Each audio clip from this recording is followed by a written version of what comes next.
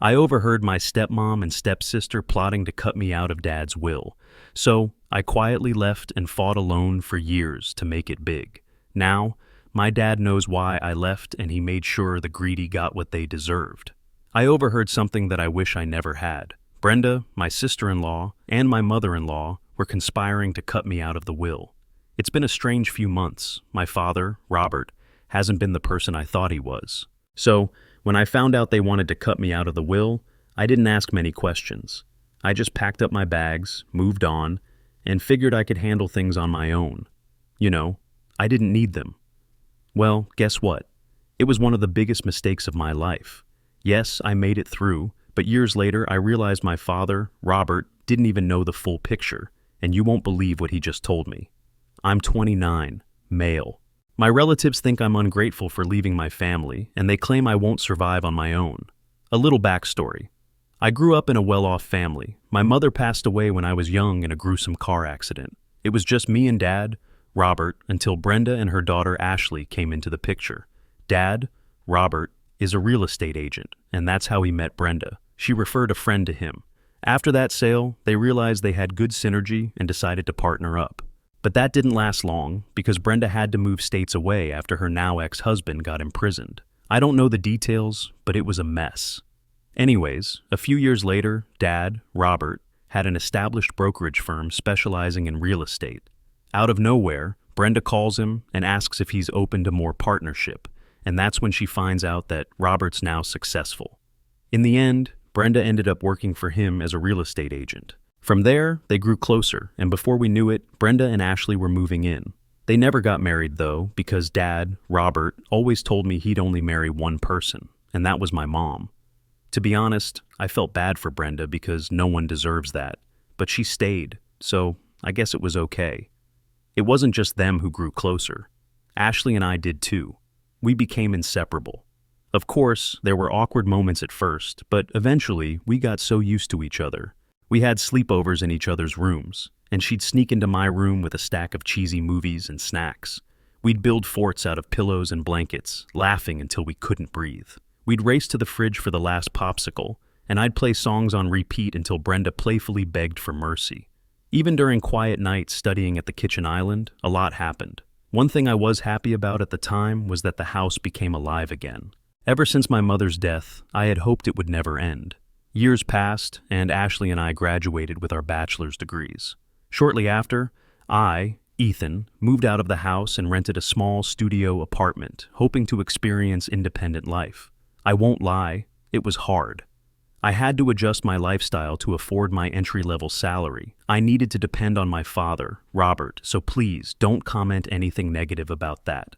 My father, Robert, willingly offered me help, and even asked if I wanted him to buy me a house, which I respectfully declined. My apartment is just an hour's drive from Dad's, Robert's house, so I visited whenever I could. Last week, on a Friday night, I decided to go over. The house felt alive yet subdued. Brenda was in the kitchen humming softly as she chopped vegetables. Dad, Robert, was in the study, probably working hard as usual. It was comforting, the way everything seemed unchanged, yet something didn't feel right. After chatting with Brenda for a bit, I went upstairs, my feet carrying me to Ashley's room, just like they had so many times before. Her door was slightly open, so I peeked in. She was there, slumped over her desk, her face resting against her folded arms. The scene was so nostalgic. It reminded me of when we were still in school, and this was a common sight. Ashley always studied until she fell asleep at her desk. I, Ethan, quietly stepped in to tidy up her space so she would wake up to a neat room. I always reminded her to look after her health and jokingly say, not stress too much about her academics because Father, Robert, will always have our back. But she just dismisses me and always says that it's not the same for her. Smiling to myself, I slipped into the room, careful not to wake her. The familiar act felt almost therapeutic, stacking her documents neatly, tossing crumpled papers into the bin, adjusting her chair, and my landed on her laptop still open. I didn't mean to snoop, of course, but the screen caught my attention, really bad. An email. The subject line was bold, eye-catching, so it's impossible to ignore. Ethan's, curiosity got the better of me. It was a big mistake. Ethan's heart sank as I read the words. It was a lawyer, and attached as a file titled Will Revision. My, Ethan's, hands moved on their own. As I was about to click on the file, I hesitated, but my curiosity got me. My, Ethan's, eyes, they scanned every word in that document. It was long, but there's one thing I'm certain of. They were entirely cutting me, Ethan, out completely from Dad's, Robert's, will. My name, Ethan's, wasn't even in the new version. I, Ethan, couldn't believe what I was seeing. I couldn't finish reading the document, so I closed it and went to my room. How could they do that to me, Ethan, without even informing me? But the worst part is, what's the reason for excluding me, Ethan, in the first place? Every ounce of trust I had with my family was gone in an instant. I can't even describe how I felt betrayed. I mean, that doesn't even scratch the surface. My, Ethan's, chest, it felt tight. I thought I would pass out right then and there, and I, Ethan, just left. I, Ethan, left quietly, and I couldn't stay. I couldn't confront anyone, not now. I know I, Ethan, just arrived, but the news was so suffocating and heartbreaking that I needed to leave. I couldn't even look at them. As I got back to my apartment, everything just replayed in my head. Who was behind this? Did Ashley know? Was it Brenda? Oh gosh, Dad, Robert, himself? Did they all plan this together, or was it just one of them?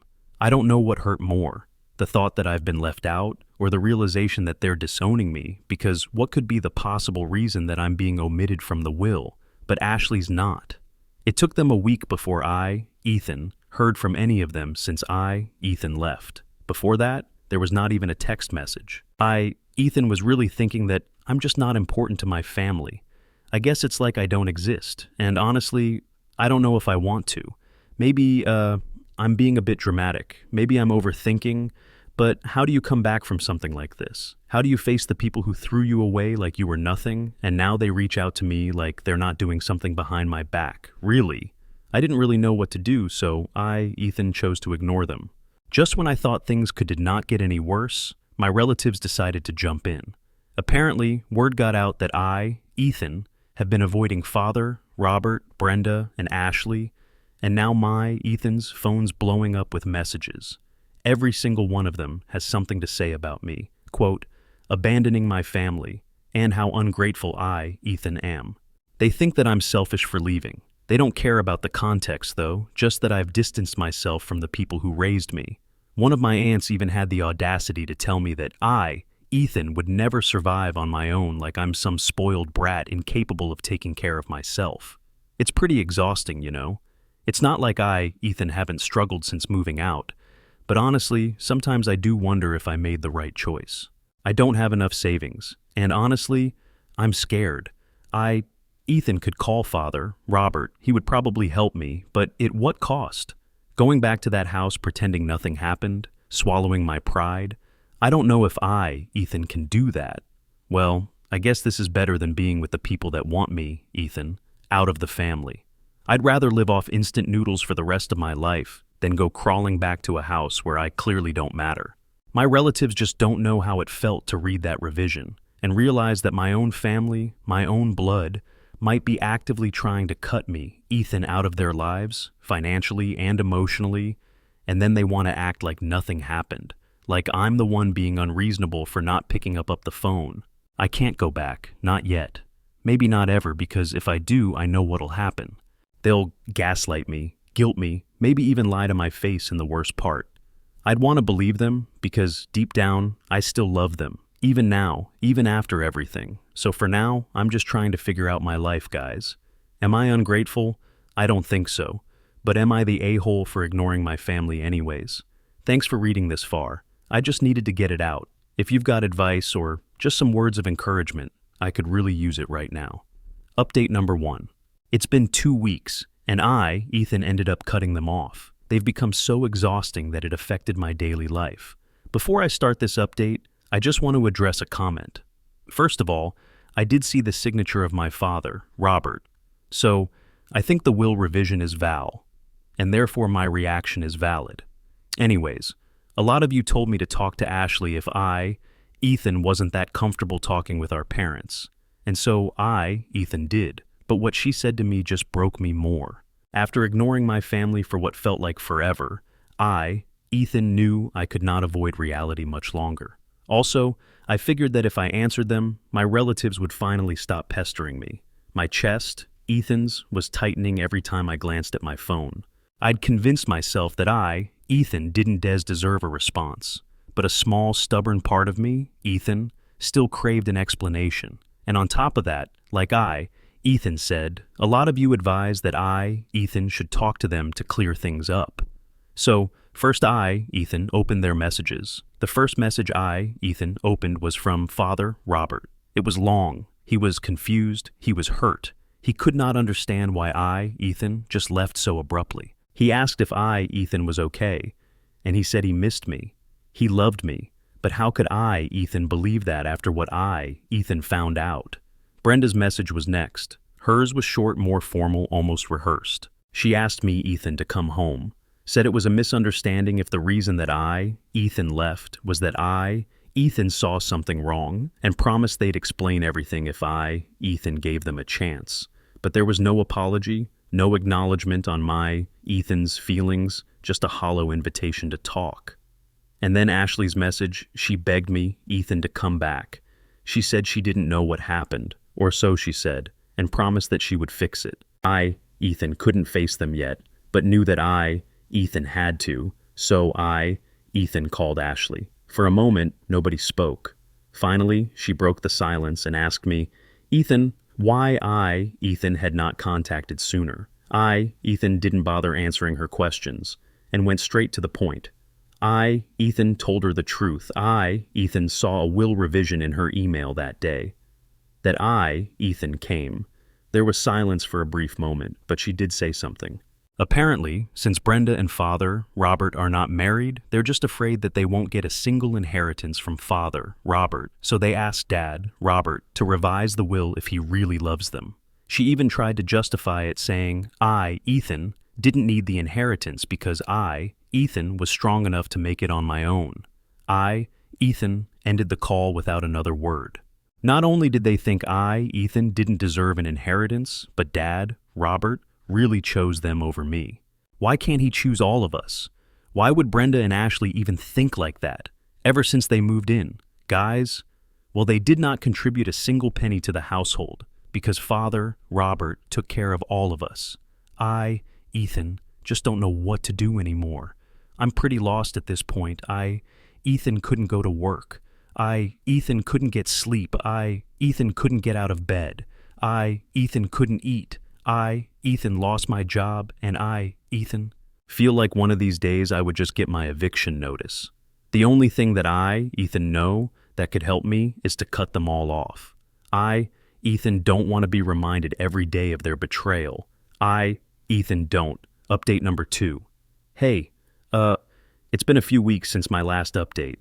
Honestly, Ethan, didn't think I'd be back here so soon after the last time. Just when Ethan, was about to lose hope of being able to raise from the stress of what's been happening recently, Ethan, saw that someone tagged Trina, Brenda, in a photo as Ethan, was doom scrolling through my social media feed, so it was at a recent event where she was with another person in an overly friendly position. After seeing the post, Ethan, didn't know what to do, like, come on, I'm already depressed enough to be dealing with that. So, at first, Ethan, told myself I wasn't going to act on it. Why should I, Ethan, care? Let them all rot in the mess they've made. But the longer Ethan, stared at that photo, the more angry Ethan, got. This wasn't just about me, Ethan, anymore. This was about Dad, Robert.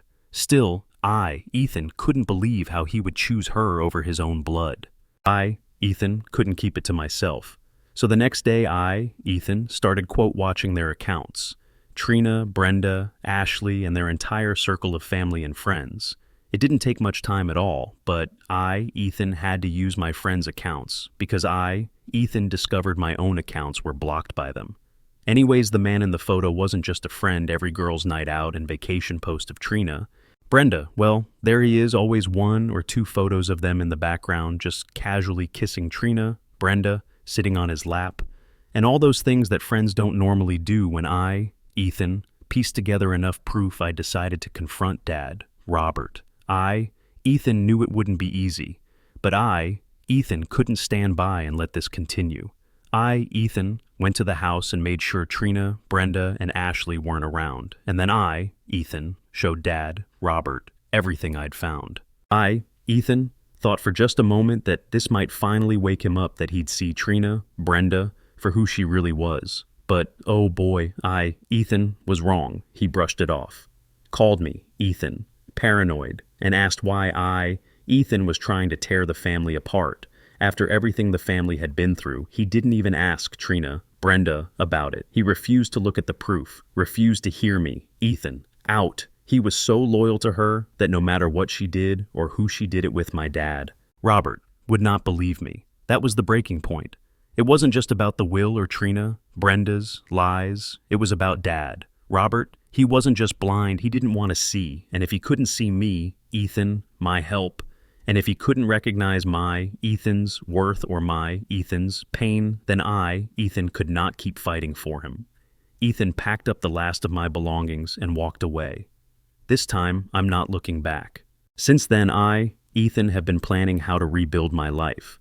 It's not very easy, but now I'll get there little by little. For now, I, Ethan, was able to borrow some money from a few friends. I, Ethan, have started applying for new jobs, and I've even been working on myself, forcing myself to get out of bed, eat, move forward slowly but surely. I'm piecing my life back together without them. But someday I, Ethan, hope that I'll get to meet them and show them that Ethan, can thrive on my own. What's up, everybody? Mr. Redo here. So, the next update took forever to come out, and I almost didn't find it, but I found it update 3. It came out exactly 3 years since the last update. And OP's here with a little bit of exciting news. Don't forget to subscribe to the channel, update number 3. Firstly, I'm extremely proud to say that my struggles have paid off. After years of scraping by, taking odd design gigs, and working late nights into, well, the early wee morning, I managed to build a name for myself. A quick background, I, Ethan, do interior design. Now my design started getting noticed first. Locally, then more widely spread, clients trusted me, Ethan, with their homes, their offices, and even their dreams. I, Ethan, made sure to deliver on every job every time. And I can't believe I'm even writing this from my Ethan's own office, something Ethan built from the ground up. I'm happy with my life, and just when I thought I'd moved on, all the potential clients out there, my father, Robert's company, reached out to me, Ethan, for a renovation project. At first Ethan hesitated. My immediate instinct was to refuse. Ethan had already moved on. But then Ethan, realized this was my, Ethan's, chance to confront my, Ethan's, past on my, Ethan's, terms. Ethan, accepted the project not out of obligation or necessity, but because Ethan, wanted them to see the person Ethan, became without their help. Walking into their office for the first time, it felt surreal. The weight of the years that had passed, and everything that happened all came rushing back. My father, Robert, was there seated at the head of the table, alongside a few executives. Ethan, didn't even recognize my father, Robert's face was unexplainable as soon as he saw me, Ethan. After the meeting, he immediately talked to me, Ethan, and said how proud he was of how far Ethan, have come. He didn't want me, Ethan, to, fall. It was hell of a lot of awkwardness, and Ethan, didn't know how to act, or even how to respond. And I think Father Robert noticed that too, so he invited me, Ethan, to dinner. The dinner, that was last night. At first it felt stiff. Daddy Robert tried to take small talk and asked about my, Ethan's, career and how Ethan, managed to get where Ethan, am, now. Ethan tried conversing with him since Ethan, could see that he was genuinely impressed, but the elephant in the room was clearly there after years of silence and avoidance. Ethan, finally confronted and told him everything. If this was going to be my, Ethan's, closure, Ethan, wasn't going to hold back. Ethan told him everything from the day Ethan, found out about the Will Rev Vision tat Trina Brenda's, cheating to how he dismissed me, Ethan, and chose her over me, Ethan. When Ethan, tried to bring him the evidence, Ethan explained how betrayed Ethan, was, how little he thought of me, Ethan, how easily he turned a blind eye to what was happening, and how easily he chose other people instead of his own son, Ethan. For the first time, Ethan, think he truly understood why Ethan, left, and why Ethan, had to cut them off. He didn't say much after Ethan, finish, but one thing's for certain. He didn't have a single clue about the revision of his will. For one, he seemed lost for words, and that spoke volumes. He just looked at me, Ethan, like he was seeing me, Ethan, for the first time. Not as the person he wanted me, Ethan, to be, but as the person Ethan, had become. It didn't erase the pain or the years we lost. But for the first time in a long time, Ethan, felt like I had control over my, Ethan's story. And for now, that's enough. We ended the dinner with him saying that he would make it up to me, Ethan, and make sure those who did me, Ethan, wrong would pay. He said that he hoped Ethan, was still with him after making the pay.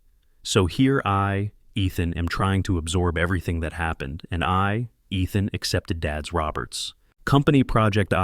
Ethan, don't know what this means for our relationship, but I'll keep moving forward no matter what happens next. As Ethan, make the name for myself, Ethan, always thought that success is the best revenge, but now a little revenge sounds a little bit better. Update number 4. Hey guys, it's been months since my last update, and trust me, everything has been chaotic. After our dinner, my father, Robert, kept his word. He's not one for half measures. Once he decides on something, he's all in. This time, he decided to uncover the truth. He started by hiring a private investigator. First, they looked for the lawyer who helped Trina, Brenda, and Ashley revise the will. That's when they found out that Trina, Brenda, had forged my father's signature. How did she do it? Well, she had already mastered Robert's signature because she'd been helping him sign papers for his company. Then, they found out that Trina, Brenda, had been cheating and using the company's money to fund her boyfriend's lavish lifestyle, gifts, secret accounts, and even property bought in his name. Once the evidence was gathered, my father, Robert, kicked Trina, Brenda, and Ashley to the curb. It was heartbreaking, but they clearly deserved it. Robert severed all financial support and removed their access to his accounts. Everything happened so fast, and the aftermath didn't take long to set in. He started by cutting off Trina, Brenda, and Ashley, severing all ties and banning them from any access to the wealth. The ripple effects began immediately. Trina, Brenda, who had built her life around an image of wealth and power, was now nothing. She tried everything to salvage her position. Tears, crocodile tears, anger, manipulation, but none of it worked. For once, my father, Robert, stood firm and unshaken. When Trina was confronted about her cheating, the look on her face said it all. She couldn't deny it. Watching her world crash around her was hard not to feel a little satisfied. Despite being exposed, Ashley still had the nerve to be arrogant. She told Robert that he wouldn't be successful if it weren't for her, as if he didn't make it himself before they even showed up. As for Ashley, it's hard for me, Ethan, to see her like this. After all, we were siblings for half of our childhood. I'm sure she didn't plan any of this, and it was mostly her mother's doing, but she became an accomplice. She's old enough to know right from wrong, but she chose the latter. The fallout didn't stop with them. Relatives who had sided with us started to backtrack, apologizing. But Robert wasn't having it. Although he appreciated that they were just trying to help, he made it clear they should have minded their own business or even called him out instead. Right now, Ethan, have moved back in with my father, Robert, because we're trying to make amends and make up for the time we lost. As for Trina, Brenda, and Ashley, I don't know where the hell they are, but I do hope they've learned their lesson. Oh, how I wish I could have seen their faces when they were kicked to the curb. Anyways, even with all this progress, it's still complicated. Watching my father take these steps to make things right doesn't erase the hurt.